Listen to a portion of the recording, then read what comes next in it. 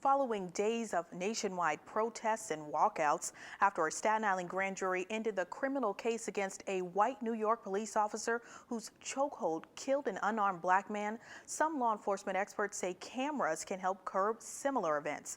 This week, Gary Mayor Karen Freeman Wilson was at the White House, where President Obama announced his plan to put 50,000 body cameras in police departments across the nation.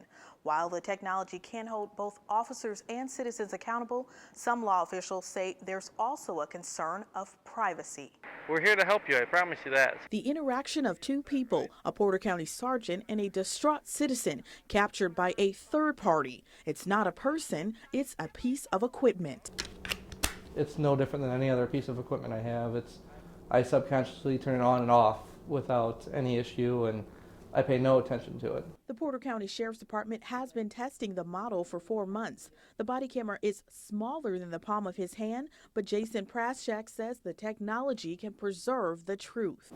It's benefited me when writing reports. It's looking back at how I handled a situation tactically. We can see how officers do things on calls.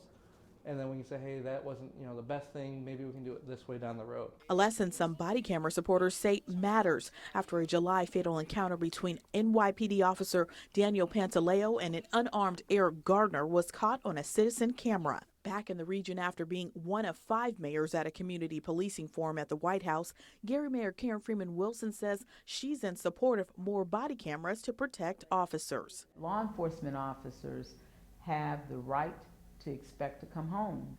We can ensure that there are no other officers killed like this year in Northwest Indiana, Officer Westerfield, Officer Schultz.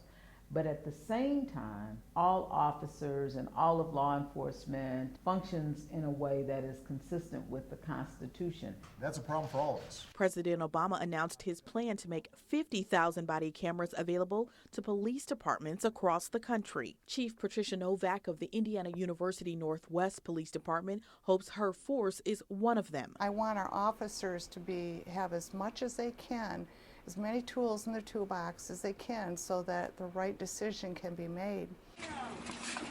After a New York grand jury declined to indict Pantaleo after his chokehold caused Gardner's death, some people say cameras won't matter, even if they catch alleged wrongdoing. Keep this conversation going. ACLU Indiana Executive Director Jane Henniger says body camera benefits outnumber the cons. Policies are adopted to protect the liberty interests of the people who police have interactions with. There are still privacy issues to work out. Indiana's a one-party consent state, so only the officer has to know the camera is rolling. That's from when you first came in the room and we were talking.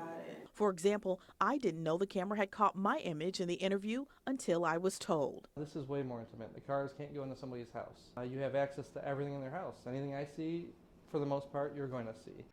89 also.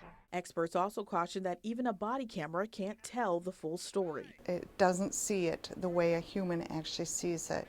It can't be the total investigation. When you see that camera, it's not the exact same thing the officer's seeing, or hearing, or smelling, or feeling. Legal experts say they expect more Hoosier citizens to be captured on film as privacy issues are confronted. Controls on off switch, certain circumstances when the body cam needs to go off. I bet we can find a technological way to address those concerns. Would love to go the rest of my career with a camera, and I can see us eventually going to most officers wearing them. I get it.